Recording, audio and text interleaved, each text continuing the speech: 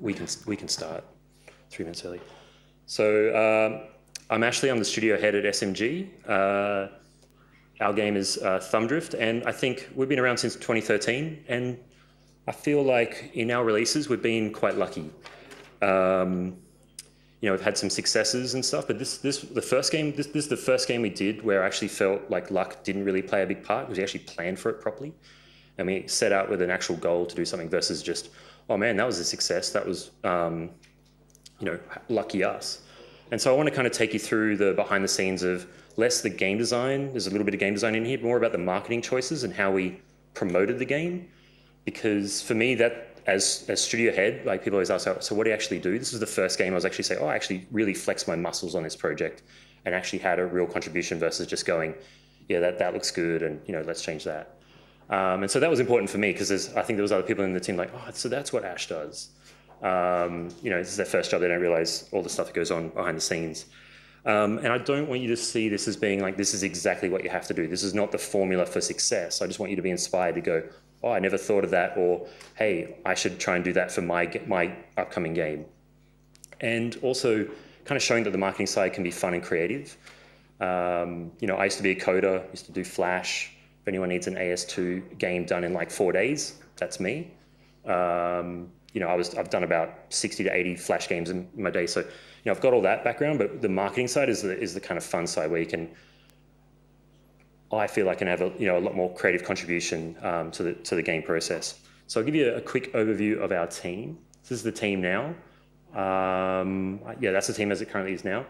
Not by design, we have no females. That's just how it ended up. But it's a pretty diverse team. Also, a few of the people I've worked with for some of them 9 years, some of them 6 years, because I worked with them at a previous company that I ran or still run. And so we've had a pretty, we kind of hit the ground running. Even though we've only been around since 2013, I've worked with some of these guys since 2004. And so we already had a bit of a shorthand, already done a lot of Flash adver games. And so we're able to hit the ground running. And it's a pretty, there's a lot more kind of Unity devs in there, but it's a pretty diverse team and a pretty multi-skilled team. And so everyone's kind of seen the game, but I'm just going to show the trailer anyway to kind of give you a refresher of what Thumbdrift is. And then we'll kind of go through it from there. So. Number one, thumb-based. Fully unlicensed cards.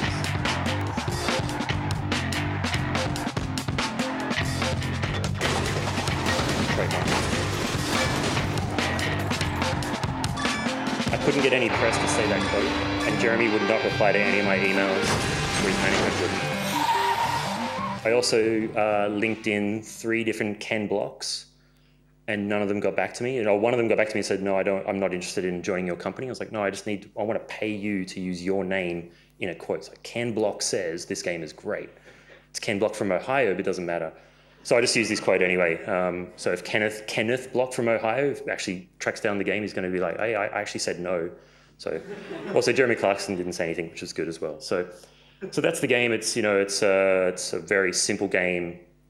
It's a fast-paced action kind of drifting game, and so a bit of context of the success for us: over 10 million downloads, 7-figure revenue, and we've got a big announcement for 2017. I can't really talk about it now, but this game has been our most successful game.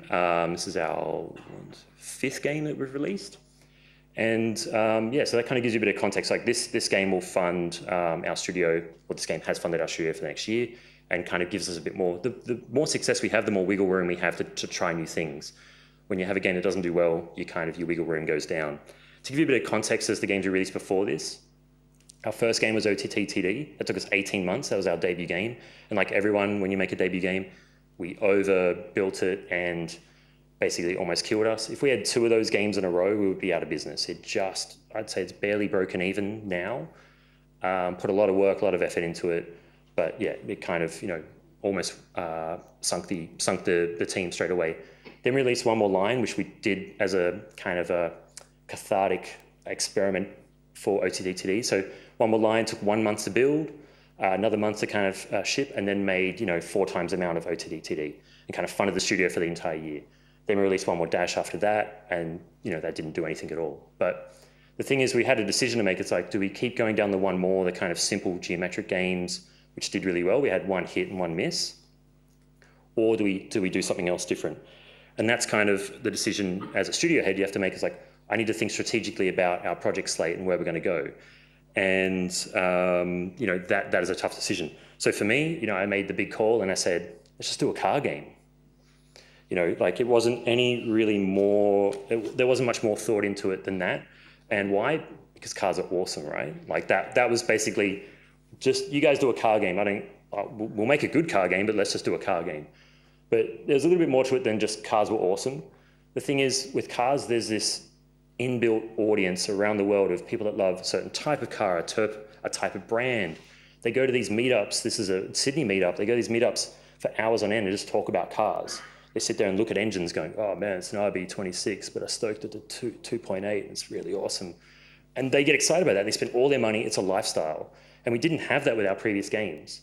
So One More Line and One More Dash, these are like, no one sits around, no one goes to a meetup and talks about geometric shapes and simplistic graphics because, Bauhaus is dead. But people do this on a regular basis around the world en masse, and they spend a lot of money. So that was the kind of thought, is let's tap into that car culture, because we didn't have that. And also One More Line, the games look really boring as a screenshot.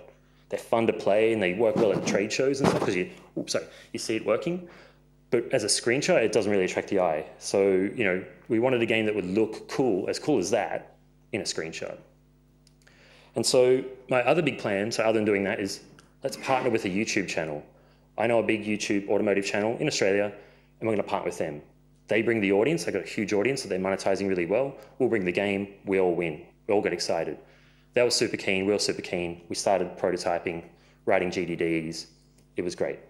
The problem is when you get really excited and you have another third party, is you kind of over kind of add stuff, and you get excited because every time you want to add a new feature, they go, that sounds great, and you want to add more features. And you end up, we ended up we're doing art tests, car physics engine tests, like we were all going hell for leather, and we ended up kind of like scoping a beautiful mess of a game. And I realized, luckily this was like 3 weeks in, and I'm going, the way we're going now, we've got another OTD TD on our hands where it's going to be a year and a half. We're going to overpromise and underdeliver. I got to put a kibosh on this. So called up the YouTube and said, look, we're going to have to reduce scope. We're going to have to change the game. We're still going to do a car game, but we're going to make it a lot simpler. We're going to scrap what we've all got. We all love it. But we're going to put that to the side. And we're going to do something new. And they're like, oh, that doesn't sound very good.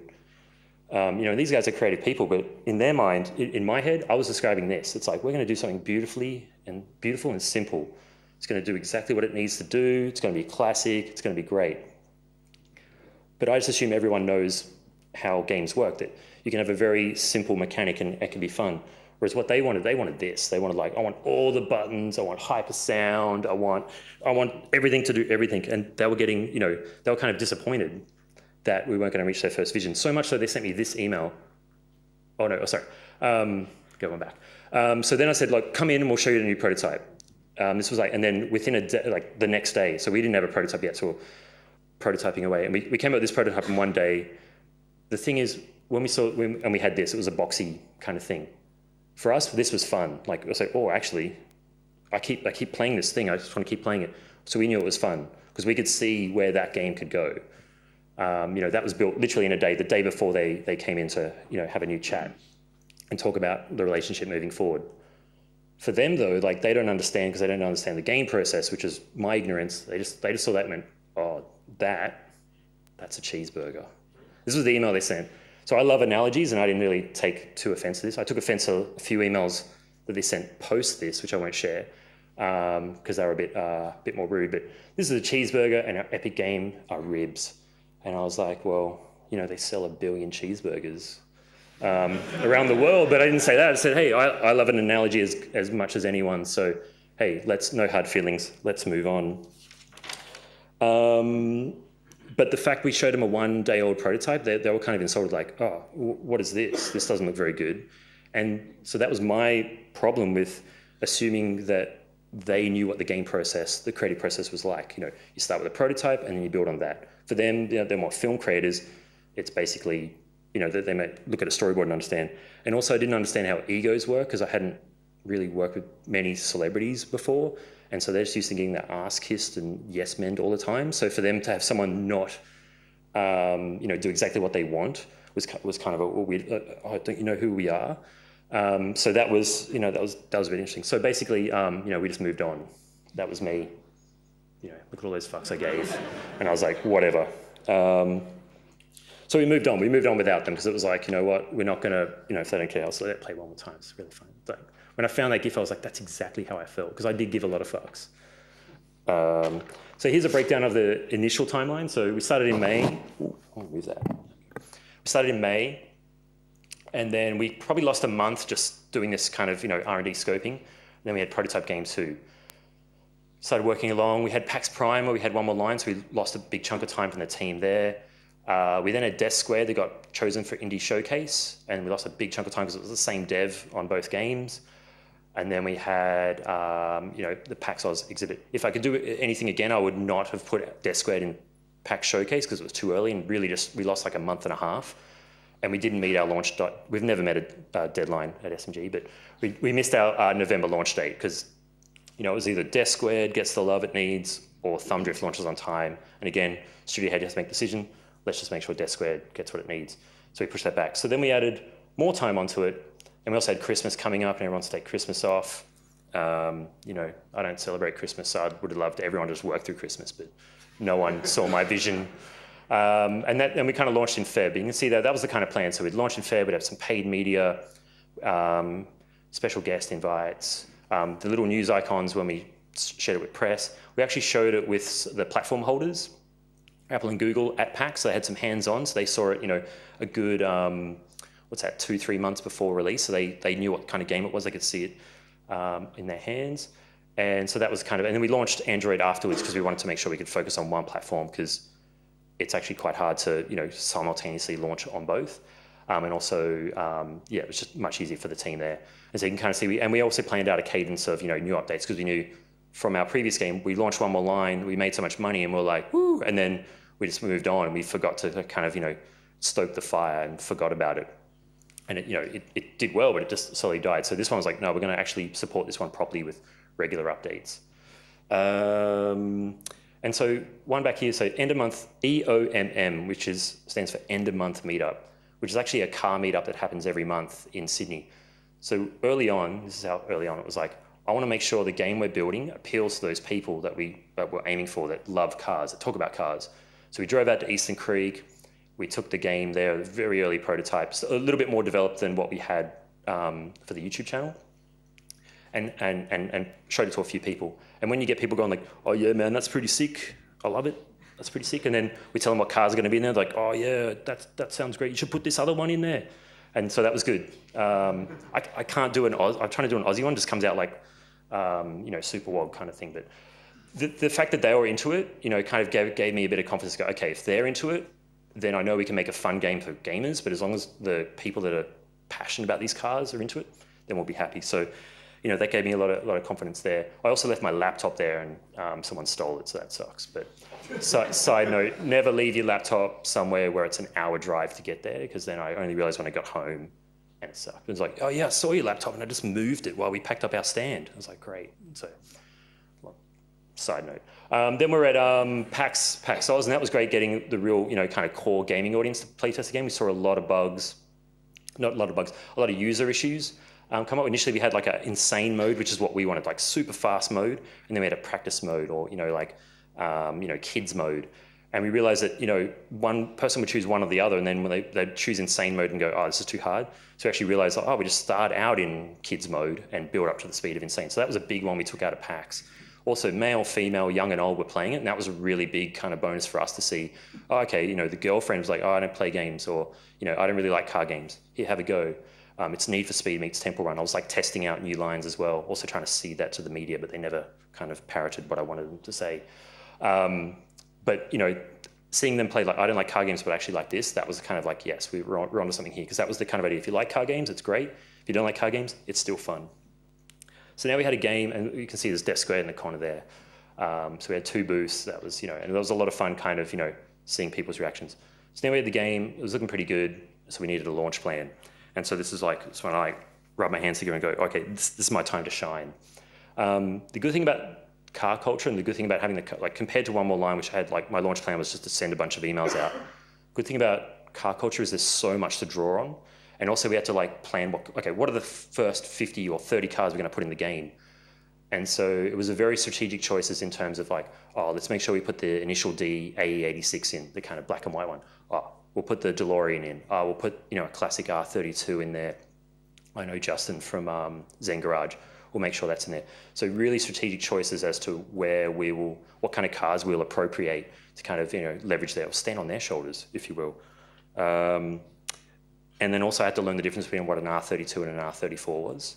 Because I would go like, this is the R34, and they'd be like, that's an R32, man. I go, oh shit. So I had to like skill up because I couldn't be faking it as much as I thought I could have faked it through this. So I'm now a registered car bogan after this project. But, that was good because we can leverage, okay, I love Back to the Future 2. People love Initial D. People love the Nissan Skyline. So, there was a lot of audiences that we can tap in and market to. So we made sure we were very strategic with the cars that we chose rather than just choosing a car that looked cool.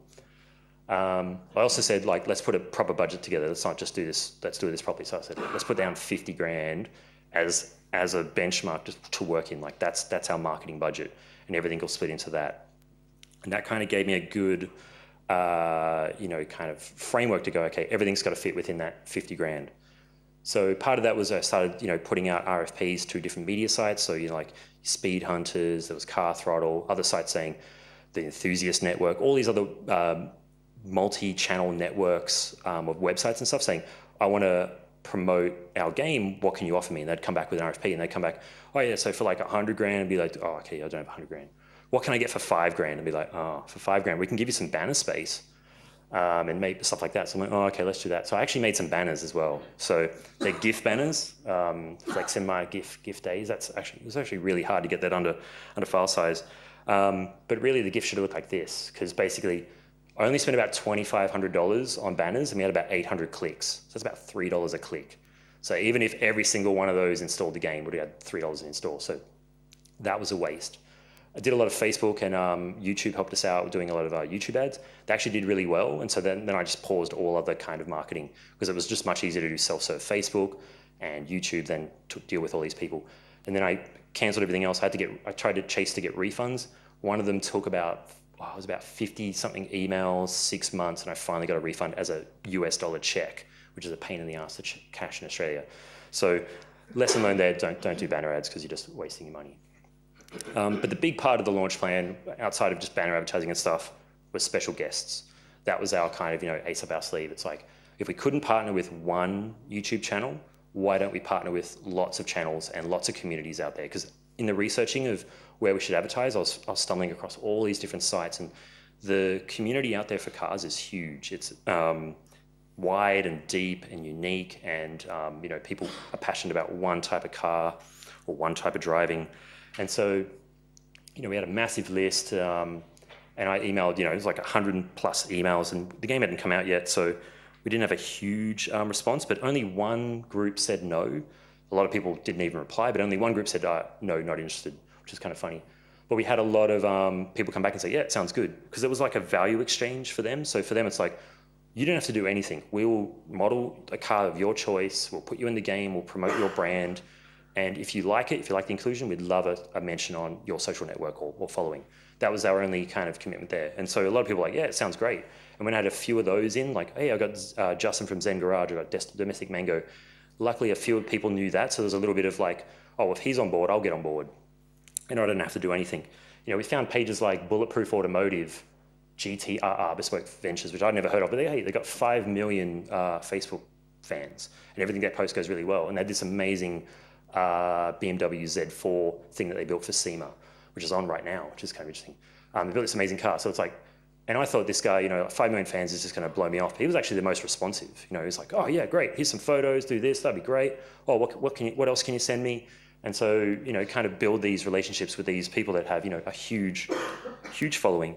Found a guy called Yasser Design who does these like custom car mocks where he takes he just basically mocks them up, and I said, oh, can you design us a car? I'll pay you like your normal fee for an artwork, but you design a custom car just for us. I think it was like £250, and he created a custom car for us. We put that in the game. I said, like, I want you to sell posters on your site, which he did. And he goes, oh, how much do you want for the posters, like the cut? And I'm like, no, you take it all. That's promoting our game. So, that was a nice little thing to get him and his little community. doing a custom design. We had these like nice posters, which we then bought off him to give away as swag and prizes. But, you know, like the more people we found, the more I realized like, oh, there's all these little things we can do outside of just, you know, saying, hey, can you put our trailer on your site? I was like, actually, no, we'll bring you into our little community. And so we ended up with a pretty good car list at the end. Anything above the top black bar is our launch, and anything with the orange things there were their special guests. Every special guest had a unique code that they could unlock their car instantly for their community, which was great. We then supplied them with videos, 3D assets, renders, you know, all different renders, PNGs, anything they wanted to kind of make it easy for them to share so they could talk about it. Because if you just said, hey, talk about our game, they'd be like, oh, okay, post a link, versus like giving them custom, some of them we made custom trailers with their car as the main feature car that drives in the game to kind of, you know, remove the restrictions from them trying to share it. Some of these work really well. Some of them posted up and we had thousands upon thousands of, you know, comments. Some of them posted up and or some of them just retweeted us. I was like, oh, you haven't really mentioned the game at all, you know, kind of, can we get a mention? Like, oh no, we retweeted that tweet you did. That was that whole contribution. So not everyone worked as well, but it was definitely, you know, I would say 8 out of 10 of them, 80% of them did more than just a simple retweet. And with that first batch, because maybe I was kind of like bitter about YouTubers, I actually didn't use any YouTubers except one, which I knew already, Domestic Mango. I actually just went all the different car communities, so, you know, fan groups and stuff like that. But when we launched, we had a great response from, you know, a bunch of YouTubers, and then I realized, oh, okay, actually I've got to put those guys back in. You know, it's very easy when you're moving at such a quick pace to kind of, you know, 1 week later, and it's like, well, I've already locked in my special guests. I did a sneaky thing where actually Need for Speed had launched maybe a month earlier. So I just went to their press event, like coverage, and they said, we invited all these YouTubers out to check out the new Need for Speed. I'm like, great. And I just copied their list and emailed them. And that's how I met Theo, Black Panther, AR12, Slap Train, all these other guys. I was like, great, that's basically my hit list. Because obviously EA's done a lot more vetting than I needed to do, which is great. So now the game had come out. We had about 2 million downloads in the first week or something like that. So approaching them was a much easier, hey, we've had 2 million downloads, it's still going really well, do you want to be in the game? They're like, hell yeah, that sounds great. People like Theo, Black Panther's like, I wanted people to have a bit more fun with the cars. A lot of people are just like, oh yeah, can you put in my my blue R32 Golf? And I was like, oh, I guess. And then he was like, oh, I just want to do a Subaru, I want to do an R34, but I want a big wang on the back, like a big wing.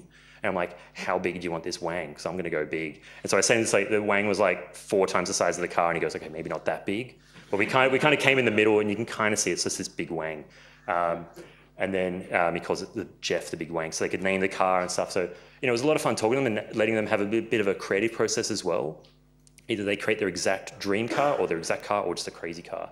But the thing about YouTubers, and everyone probably already knows this, they're great little commercials for your game. You know, like, you can't convey what you want to convey in an advertising in an advert than the way that these guys can. So I just want to show you one, like Phone Cats in the bottom. Never heard of him before, but I really love his video because he's kind of like straight to the point and just you know, really summed up what we thought about the game. So I'll show you that one. Hey man, I'm Chris with Phone Cats. Humor me and download this game, dude. This is called Thumb Drift, and I'm having so much fun. Check this out. One touch. Do good, Chris. Come on, pressure's on. Like, I feel like the Fast and Furious franchise is gonna buy this. Oh, this is ridiculous. Okay, we're fine. Ah! And I think I just saw a shortcut. That's what it feels like to play this game. I played it once last night and was like, nope, we're making a video. Free car alerts, not now, bro. Ooh, look at that Purple Beamer. It's a Subaru. Purple is like blue and so obviously he's not a car fanatic, but you got to know these things. Here we go again. I don't know, dude. Like, you have... Another thing that surprised me was we actually had some of them emailing us saying, hey, have you got any new updates coming up? I want to do an exclusive video. I'm like, oh wow, you want to do a video just on us? So AR12 actually did 3 different videos for us, kind of showing new cars, new tracks, the most expensive cars and stuff like that. And actually had quite good views. I mean, they're not huge, they're not PewDiePie numbers and stuff, but this audience is 100% into car games. AR12, all they do is Forza, GTA, Need for Speed, and a bit of Thumb Drift now. Like, that's it. If you go PewDiePie, it's great. You know, millions of people play it, but this, even at 70,000, there's probably 50,000 maybe would want to play the game. after this. And the fact that they were asking me for exclusives, I was stupid enough to go, yeah, oh, no, I was pretty stupid, like, yeah, there you go. And I didn't think like, maybe other people want exclusives. I didn't even think that. I was just like, there you go. Thanks, AR12, and then moved on. So as part of doing this presentation, I was like, oh man, I missed a lot of opportunities there, not, giving different exclusives to different people. I just, it was kind of a happen chance that he just got back to me. So, but those guys are great. Like I think Black Panther and AR12 did about 5-10 different tweets. People saying, dude, I got your car in the game. And they'll be like retweeting and having conversations and stuff. So we kind of built that rapport with them. So when we're doing future games, we've kind of now got a nice relationship with them versus it always being a commercial transaction. And no money changed hands for these guys. Phone Cats we never even spoken to, but these guys were just, you want to be in the game? They go, that's going to be awesome, because me as a YouTuber, that makes my fan base look like I'm really cool. And that was the value exchange there. Another way to have that value exchange, and you give us your access to your audience, we'll give you something, is to host kind of comps. So if I don't get much of a reaction out of them, or if I do, I say, hey, why don't we do a comp where we can give away some of your swag? A lot of these creators monetize through t-shirts and stuff. So hey, we'll buy 5 shirts, we'll buy 10 shirts. Top score using your car in the game, they'll win a shirt. Really easy, because I don't have to make a shirt, I don't have to ship it. All I have to do is buy it off their own online store. Really easy. This is one we did with Adam LZ, which is Lazy BMX. He was awesome because he's a BMXer. He's in that scene. He's a drifter. He's got a cool car, and he makes actually really good YouTube videos. So he's like a triple threat type of thing, and he's a really good-looking guy. So he has all these like people following him, but he really connects with his fan base. Like he's actually a really interesting guy. So he did that, and that turned into this, where basically hashtag use that hashtag. A crazy amount of engagement for someone who's, you've probably never, who's heard of this guy before? No one. Do you BMX or drift or? There you go, see. So it's like, he's not super known, but he had more influence than some of these really big channels. I found that really interesting, and he's a really nice guy. The one issue we did have is when we launched the update, it's like a week out from the update, hey Adam, we're about to launch the update, get ready, no reply. 2 days before, dude, it's coming this Thursday, get ready, get hyped, your car's gonna be in it, no reply. Game launches, no reply. I check his YouTube channel, he just got married. And then he went on honeymoon. And I was like, oh, this is like the worst timing, It's like, dude, get out of your marriage and start retweeting our shit. But it's kind of funny. And we also had another special guest in their car the same day. I'm like, why didn't this person tweet as well? And then I go to the Twitter and it's like, in memoriam of one of their stars had died in a car crash. The day we launched with their car in the game. So I was like, oh, I'm not even going to chase that one because that's too sensitive. But, so kind of getting off this, a bit morbid, but getting off top. But the fact is that this guy was able to mobilize his audience because he has such a connection with them. It's smaller, but they're all like drifting or BMX. So he was great there. Another thing we did, that was another big brainstorm for me, like probably 2 weeks out from launch. I'm like, let's do a stop motion trailer for the game. It's going to be awesome. 2 weeks out from launch, I'm like, okay, I'm going to find someone. Because I was trying to do a Lego video for Xbox, for Halo. I was like, why don't we just do this for ourselves? We'll do it with Hot Wheels cars. So I'm trying to track down people. And I found these guys in the US called Something Awry Productions. Basically, his mum's like his producer. I worked at it afterwards. It was like, everything was shot in their kitchen. Their mum's kind of like the producer. And then also it's like, he's going to college in 3 weeks, so he's going to have to do it really quickly. But I'll show you this video that they did as a kind of, our trailer's only going to get a certain amount of traction. But if we do a special video, we can get a lot more traction. We can kind of bring in a wide audience. Plus, everyone loves Hot Wheels. So I'm going to show you this video in its entirety. It's a lot of fun. It's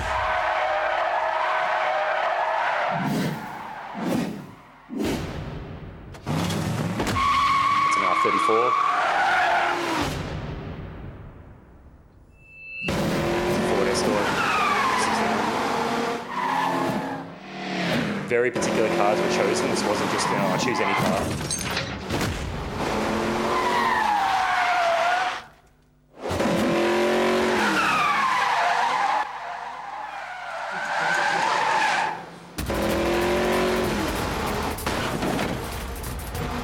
My son, who's 4, he loves this video.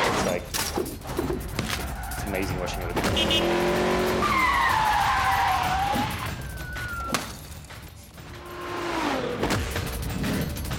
I hope they ate all that butter and throw it away.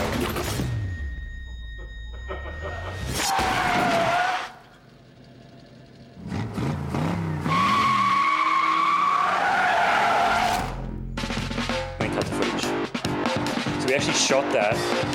Like, this is in the last 2 weeks before we launched the game. We shot that, and we didn't have an R34 in the game. We had an R32. And one of our partners were going like, "Oh, they're different cars." I'm like, "Oh, are they?" And so I was like, "Oh shit, we need to model an R34 right now." So we had to like quickly slot that in. Otherwise, it would have been for the car fanatics, it would have been a bit of a slap in the face to have an R34 and an R32. To give you a bit of overview of what the stats that kind of did, just on those 2 pages alone, that was 2.3 million views for that one video. 50,000 plus reactions, 2,000 plus comments just on that video. Much more reaction than they wouldn't have even posted our game trailer, like out of the question. But this kind of video, they're like, "Great, can you send me more?" This was great. Our audience loved it.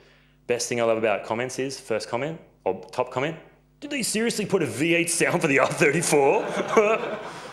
And then you realize like, oh shit, yeah, we don't know our cars as well as we should. And then I told the creators and they're like, "Oh, we just use car sounds." And it's like, no, that's a V8. And then the next one down was like, "Dude, that car's rear-wheel drive. It wouldn't have been able to go off the edge like that because it would have just fallen off because it's rear-wheel drive." And so you're like, all right, yeah, so we need to step up our game for the next ones. But it's quite funny that people are that passionate about. There's people posting photos of, "Here's my Hot Wheels collection," stuff like that, but we tapped into that audience, which we wouldn't have been able to tap into with just our game. And also it's a cheeky way of using the licensing without paying for the licensing. Don't tell anyone at Mattel on that one. But that was great. And I kind of said to the guys like, "Look, the money we spent on that trailer was very small. It's under $5,000. Turned around in about 10 days. The hardest thing, if you want to buy a particular Hot Wheels car, it's fine. If you want to buy that particular Hot Wheels car and want it delivered in the US within 2 days, it's a bit of an effort. You're like, here's one Hot Wheels car for $47. It's like, but it delivers tomorrow. Here's one for $6. It delivers in 3 weeks. And you're like, okay, I'll buy the $40 car. That was a bit of a logistical nightmare as well. But that was my brainstorm. I said to the guys, "Look, if this doesn't do well, I'll pay for this out of my pocket because it's a bit risky. But if it does well, hey, you'll pay me back." Because it could have been hit or miss, but it went really well. And basically, the brief for them was like, just do something like Fast and Furious with Hot Wheels cars, just make it really cool, but use these 2 cars. And they came back and like, "Do you want to read the script and storyboards?" Like, "No, I trust you. Just do something as long as it's cool. Just make it awesome." And they did that because they only had a short amount of time, and I didn't want to like tweak little moments. So just make it awesome.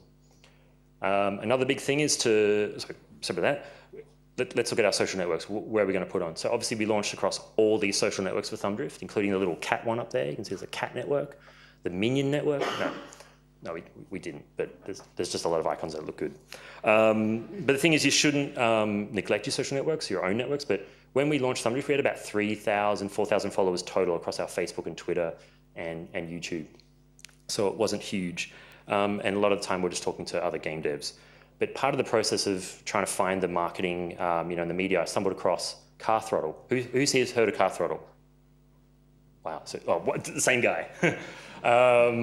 It's basically Facebook for car people. It's actually been invested, Facebook's one of their investors. And basically everyone on there, all they do is talk about cars.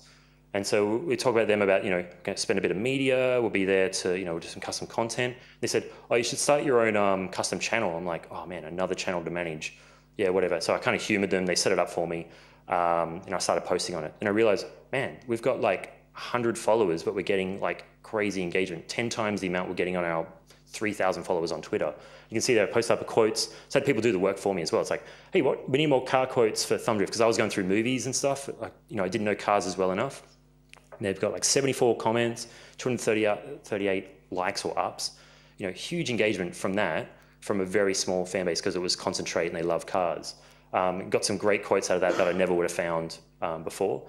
And then we also threw Phil in there, which is the Miata, which is owned by Alex at Car Throttle, and that's like the famous Car Throttle car. We threw him in there and got a great amount of love and engagement from that. And enter the code Dr. Phil. So that was great. So this was like out of nowhere. It's like I never heard of Car Throttle before, and they have a huge audience in Australia as well. But it's a global kind of thing, and that was another channel, another social network I never would have thought of. But it was very niche. So if you're making a game about goblins, maybe there's a goblin social network, a Goblin Throttle or something like that. But don't neglect those. Don't just think Twitter and Facebook, that's all I need to do. There's other ones out there where you have a very highly concentrated audience. They also did some custom content for us. So it was part of the deal. It's like, well, we don't really review games on Car Throttle. Maybe we've mentioned Need for Speed. Or the other part about going these ones is you go to the game social networks or other sites, and they're just bombarded with games after games. But these kind of networks, they're just bombarded with car stuff. The game stuff's few and far between. Outside of Forza or Need for Speed, we would have been the only one. And they kind of go to us like, oh yeah, we're usually dealing with Ubisoft or EA, and hey, like you've only got a small budget, but hey, we'll do something for you. And we don't really review car games. That's not our thing. Or we don't review games at all. Why don't we do a bit of content with Alex there, who owns Dr. Phil, or Phil, and then one of the other editors, and we'll do this. So they made this video for us as part of their kind of, package together. So there's a whole bunch of stuff. Hey, what are you doing? Playing Thumb Drift. I bet you a cream pie I can beat you. I was like, what is a cream pie? And I hope it's not what I think it is.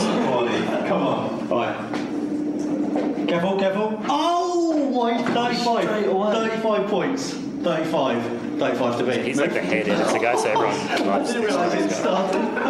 Come on, Phil. Go. Crash. Wait. It's like the worst. They've been practicing too. Oh my God. Terrible. One more. Okay, this is it. 3, 2, 1, go. You're shaking. You got Phil. Treat him nicely. Oh, he's on 50 points. Careful.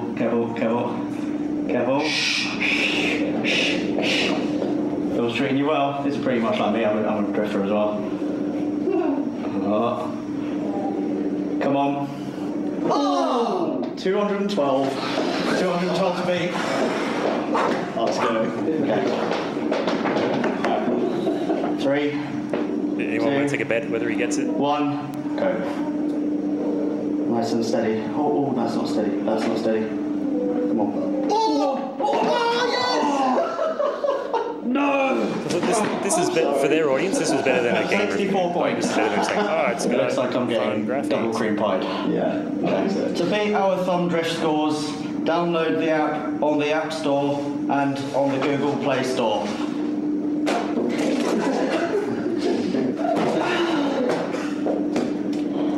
And that, ladies and gentlemen, is a cream pie. When I first watched that, when they sent it to me, it's like, oh, they're like English private school boys. What is a cream pie? Please. Okay, it's that. It's what I thought it would have been after my first thought, but that's good. We also did some Valentine's Day cards. They had they said, hey, we're doing a Valentine's Day thing. Have you got anything? I was like, oh, I actually had these ideas for these silly Valentine's Day cards where it's like, you drifted into my heart. You're like an F1 steering wheel. Confusing but fascinating. Or you're the first thing I've loved that doesn't have 3 pedals. I love you, and then down to almost as much as my car, and that's a lot. So we did those. They had a special on Valentine's Day. We're on there and stuff. We didn't actually sell that many, so then I ended up giving them away to people in the industry. So I sent this to a whole bunch of people, like be our Valentine or play Thumb Drift when it comes out. We're good either way. I'm good. We had a lot of people saying like, this is the only Valentine's Day card I ever got because no one sends them anymore. So it was kind of a bit interesting there. But come Valentine's Day this year, I've still got like 200-300 of these things, so I can give them away again. So that was Car Throttle, and just that research at the start to find that little audience actually gave us a lot of content, gave us a lot of new people. We found new creators that basically had a really big Car Throttle account, and so I was just discovering new people every week. It's like, and I kept wanting to add to the list. Like, now I want to add 3 more people. I'm like, dude, we cut the car list off last week. We've got to ship this game. So I left that for the updates, but. It was really a good experience, doing that extra research on the marketing side. Now, I wouldn't have done that if I didn't have 50 grand. If I said, like, we're going to spend no money on marketing, I never would have had a conversation with Car Throttle because, they're a commercial entity. So, and because we played the kind of indie and didn't have much money card, we got it at a pretty good rate as well. And they kind of wanted to support it in their own way. So we also had our own social network with a bunch of followers. And this is the kind of typical tweet that the guys would do because they're talking to other game devs. And, wow, 3 likes, awesome. The kind of so if you want to know who's tweeting on SMG, if it's like this, it's not me. If it's like this, that's me. And that was our top tweet for a while because it's like, over 30, everyone else is really, look at all you young people, and I always feel like I'm the odd one out. But we're only talking to other game devs and maybe a couple of our fans. Now, here's a test. So this is a bit of a trick. We added a thing in our game that when you like us on Facebook or Twitter, you'll get a free car. And see if you can guess in our timeline when we added that to the game. So that's when we launched on Facebook, we had 2,208 likes. And then 6 months later, it took us 6 months to realize this, like, why don't we give away a free car if you like us? Let's see what that does. And then boom. So we should have done that from day one. That's our Twitter following count there. Just from like us and get a free car. That was it. Really simple addition. But now we had a huge audience. We've got about 140,000 followers across that. A very small percentage of those are game devs now. A lot of those are just car fans. And people, we get a lot of eggs following us as well, but that's fine. But we had a really good quality audience following us. So now I can do tweets like this. When I see a Ferrari, I post it up, boom, 142 likes. Or I can post random stuff like, don't ask me why I was searching for koala in a car. There's a very important reason for it, but then do that and we get like 30, 40 comments below. It was great because before we were tweeting out and we're getting 3 likes, it's like, yay. And now it's like, if I don't get over 100, I'm disappointed. And also when you launch, you do your update and you got all those other influencers in there, you get results like this. Like that's 2,700 likes, 400 retweets. But I will say, when we had that size and when we had that success, we also got a lot, like if you look at the actual avatars really closely, I would say it's not safe for work. We got hit by all these Russian porn bots that would just like everything that had hashtag thumbdrift in there, or every post we did just get liked. And then I'd see someone post up like, I like thumbdrift. 47 likes. I'm like, oh my God, cool. And they go and there's all porn bots. And you can't, you can block that one, but they just keep adding more. So that's a double-edged sword, but hey, it makes our stats look even better. But I would say 95% of those are real and the rest are all porn bots with really disgusting avatars. So that's kind of our own social network. We didn't forget about press. The thing with mobile gaming is there's only really 2 sites that matter for press. That's Touch Arcade and Pocket Gamer. And really, Touch Arcade is by far the biggest one that you really only have to care about. So, we treat them like royalty, like send them builds as soon as we can, keep them in the loop, chat to them, just send them random anecdotes and stuff because we want them to be, feel invested in it. And also, the best thing I get from them, in the end, the exchange from us would be if we get a great rating and a really sexy quote that we can put on the App Store, 4.5 star, and then we pick a sentence that sounds really good to kind of sum up the game. The other good thing they have is Touch Arcade have great forums for, beta testing a game because I don't know who's done beta testing where you send it out and you get no replies. You put it up on Touch Arcade and you get a much higher quality of person. These people just love mobile games so much that they're on a forum about mobile games and they'll test it for you and you get much better feedback. And also when you launch, then those people that have been beta testing comment saying, I've been playing the game for 6 months, it's amazing. So that's a good one there. So press is not that important for mobile gaming. If you had to invest your time, I would invest it more in Touch Arcade and then other influencers, other creators than worrying about I hope we get mentioned on Kotaku and get maybe 2 clicks. I don't care about those guys. And they obviously don't care about us because their Touch Arcade is purely mobile, so the audience is there for mobile. The other sites, if you're Hearthstone or something like that, if you fart in your Hearthstone, they'll talk about it because they want those views. Another big thing we did was we made sharing your scores more interesting. We had this with One More Line. We had a really, it saved a graphic of your line, looked really cool. And we wanted to step that up for Thumbdrift. I would have loved to have had it animated, but we didn't have time. But we actually allow people to change the camera view. So that's on a desktop version, but that's how you can kind of change the camera view to create your own perfect score. And this is really important for people that love cars because they love posing the cars and getting perfect angles and stuff. Another thing we did was we had pre-canned tweets. It wasn't just like, I got a score of 190. It was all funny stuff like, here. Anyone else is awesome at Thumbdrift as I am, and then tag in our account, download it here. We had so many tweets that Twitter actually took Thumbdrift down, made Thumbdrift a banned site because they're going, obviously it's being spam botted. And so we had to luckily we had SMG Studios as well as SMG Studio and Thumbdrift.com were both banned. So we had to put a thing in there because we had so many tweets. And there's other ones like, I'm a Drift Ninja. So based on your score as well, it was dynamic. I had one in there, it's like, I hate Thumbdrift with my shitty score of like 50. And I reckon once a week I would see a tweet and go, what the fuck's this guy's problem with the game? I was like, I wrote that. That was me. And also tagged in the game, it made it easy to find us. And so that was growing our channels like nicely organically, from 2,000 to 3,000, but we grew much more with the direct hook in the game. So with that, one person we hadn't got access to was PewDiePie. And we actually used our pre-canned tweets and stuff in a really sneaky way to get him to talk about our game. So we actually saw a video that he just bought a new car and he launched this video. I'll just quickly show you. Hey, how's it going, bros? My name is PewDiePie. Today I have some very exciting news. I love cynical PewDiePie. I bought a new He's getting car. more and more cynical. I wasn't sure if I was going to do it or not, but I saw a lot of months. my new car vlogs, and I think they're really entertaining. And I think it's really inspiring how young YouTubers can afford, with their first bit of earned money, buy a Lambo, buy a Ferrari, and I feel like now it's my turn to show off my sweet new ride. Let's go.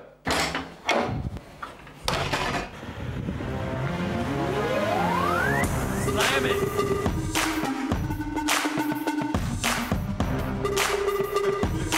You like my ride? Very nice.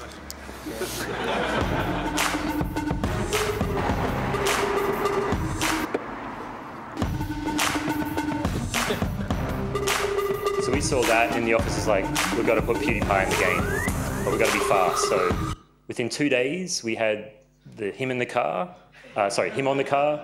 in the game, put in the App Store, ready to go. And then we actually pre-canned we made his car the first car that opened for every single new user. So everyone got it. And we pre-canned the tweets like, hey PewDiePie, I crashed your car in thumb drift, sorry. Or drifting around in style in PewDiePie's new ride. Or it's got the V4, extra clutches and stuff, and put it in. So now we had thousands of people tweeting him so we could get his attention. And then we waited. It's like, we are geniuses, we're gonna wait. And so we waited, 2 days passed, nothing. 3 days passed, nothing. 4 days passed, nothing. And then he liked one tweet related to that, and I was like, oh, you feel a tug on the string, and you're like, we've almost got him. 4 days passed, nothing else. And then he uploaded a video called Deleting My Porn, and we were the third game in that, and this is what he did. This game, we're gonna play a game. They didn't pay me for this. I wouldn't pay anyone for this. But in this game called Thumb Drift, we got the Nizam. I didn't expect this. I think that's awesome. It says breakfast on the front. Come on, baby. Woo! Give me that coin. Oh man, this Nissan, baby. Oh, shit. He looked at me. So we got his attention. They gave us a nice little bump. It wasn't, we weren't the feature game, we were one of 3, but for the work involved and stuff, it was quite funny. And he started following us on Twitter for a little while, but I think I overstepped the mark when I sent like a face swap with him. So now he's unfollowed us. But it was definitely worth the effort there and trying to be reactive. And so the car as the vehicle to talk to pop culture, and the car as the vehicle to talk to people and include them, was actually a really powerful thing that we didn't have with One More Line, we didn't have with our previous games, and we really didn't have with OTTTD either. So the cars was like this great thing, because cars cross boundaries and stuff. Like PewDiePie's not a car guy, but he can appreciate car culture, and he made fun of car culture. Adam BMX is in BMXing and drifting, so we're able to use the cars to tap into people that love nerdy films, people that love anime, and it was a lot of fun. So that was a big, that was probably the big weapon we had, using these special guests to kind of get more influence and stand on these guys' giant shoulders. So now that's a lot of stuff we did right, and a couple of things we kind of did okay. I'm gonna show you a few fails. And I'll probably say like the biggest fail was like putting the social link in 6 months late, but that's fine. There's actually a few more things we kind of stuffed up on. And I kind of condensed this down to the big beats. We did a lot of other things that were bad. These are the big ones. So this, who's seen Black Mirror? Okay, you'll get this joke. So this is us, launch week on iOS. 4+, high 4 rating, feeling good, looking at ourselves in the mirror going, everyone loves us, we're so happy, let's do it. We've got a couple of weeks till Android launch, this is going to be great. And then we launched on an Android, and Android was like having none of that. We underestimated like the amount of like really low-end phones, and our game did not run like on low-end phones, like to the point where you couldn't get through the tutorial. The tutorial would come up and then it would go blue screen because it would run out of RAM. And that really hurt us so much that we got 75% of our 1-star ratings in the first month. I'd probably even say in the first week.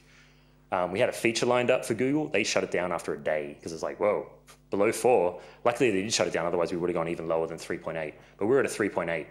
And just like in Black Mirror, once you're at a 3.8, clawing back up is actually really hard.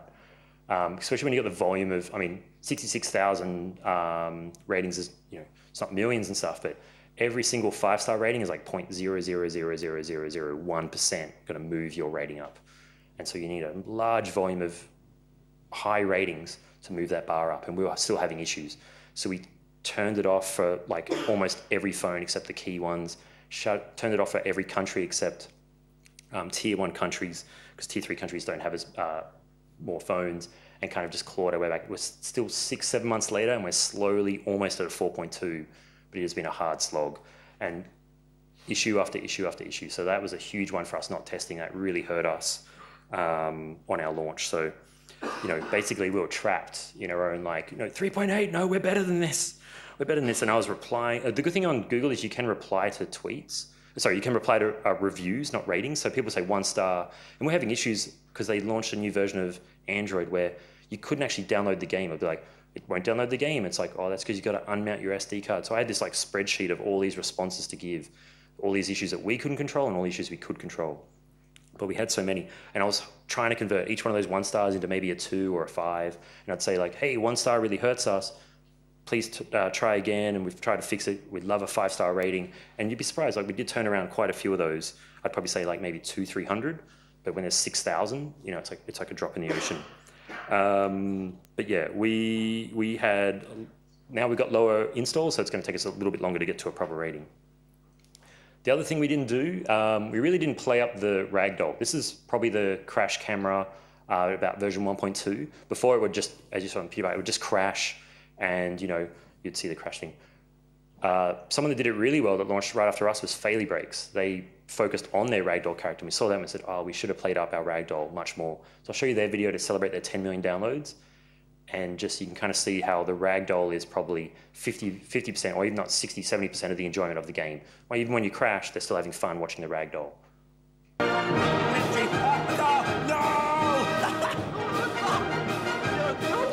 Two waves of excitement. Watch out! Oh! Watch out for that tree!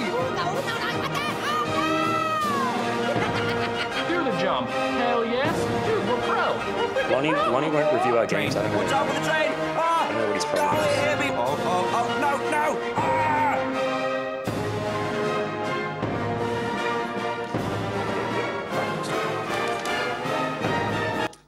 So the thing there is to make your game as enjoyable to watch as it is to play. And I think if you watch the full PewDiePie video, you can see he was struggling to get as much excitement as the PhoneCats guy. Whereas if they play something like Faily Breaks, it kind of makes it really easy for them to ham it up, because a lot of them are just, they kind of put it on for the camera. So make your game as fun to watch as it is to play.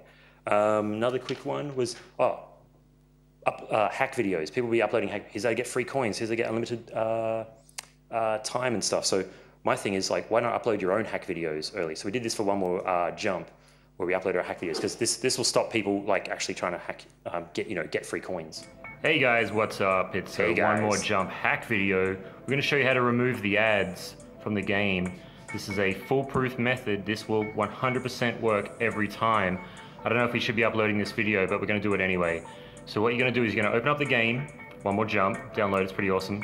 Then you want to go to the settings menu, which is that little cog icon. So we're going to go there, go to settings menu. And we're in the settings menu. There's a hidden button here that not many people know about, and this will remove the ads, and it's called, we've hidden it under remove ads. So you click that remove ads button. Now if you wait, a dialog will come up. Get into your password or your touch ID. Don't email Steph. Hopefully that works, yeah. So it'll get you to confirm purchase. No. Here's the trick. You press buy.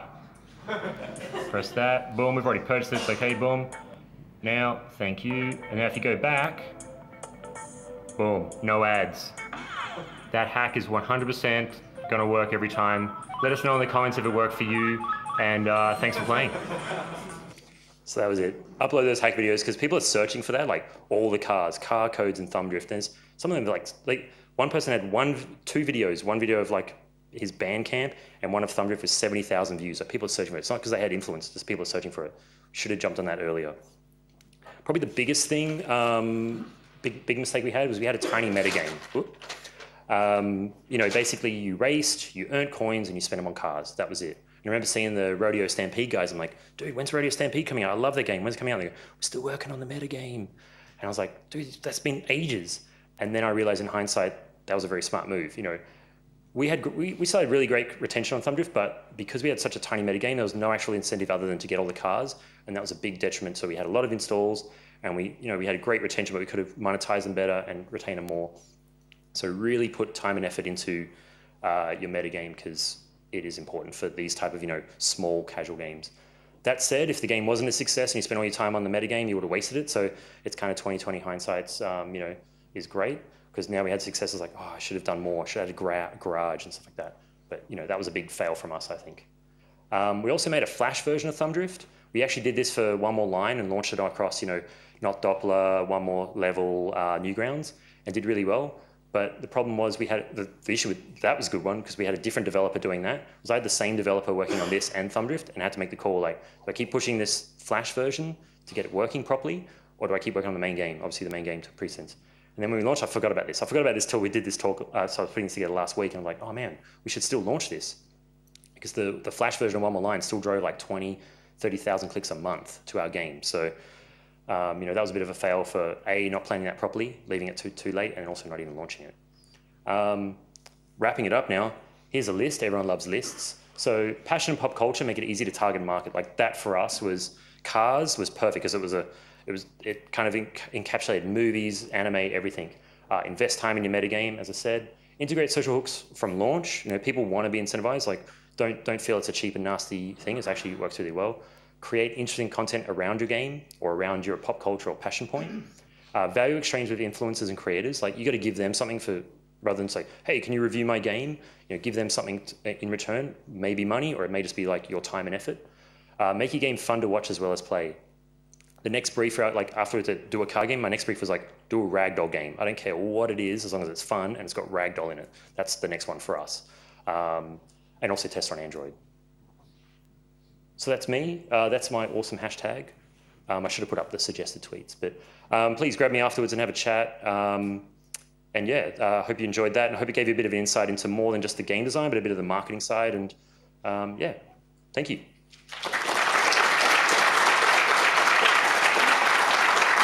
Like couple of minutes for questions. Otherwise, you can grab me afterwards. Any questions? No. Oh, yep. Did you see a big spike once you did get huge buy?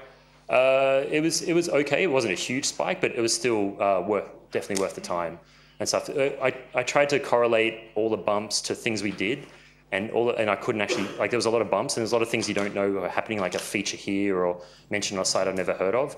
So there were a bunch of bumps as we went across the way, but it wasn't like a massive spike because we were the third game as well in that. So. Yeah, I was just wondering. Yeah. Yeah.